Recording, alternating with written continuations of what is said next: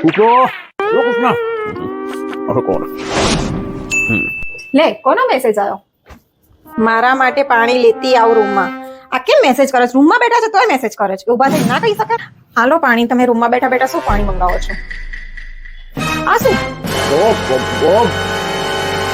હે મા માતાજી, જેની બીક હતી એ જ થયો.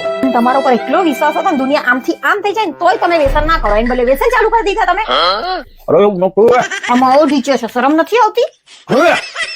હું મારી બધી બેનપણીઓને કહેતી હતી કે તમારા ભાઈને કઈ વ્યસન નથી. હું શું બતાવીશ મારું મોઢું? બોલી નથી શકતા એટલે ડૂચડો ભર્યો. અરે આમડું ખાઉં છું બોલવા તો દે મંડળી છું ક્યારની જેમ ભાવે એમ સોરી, હવે ભૂલ થઈ ગઈ.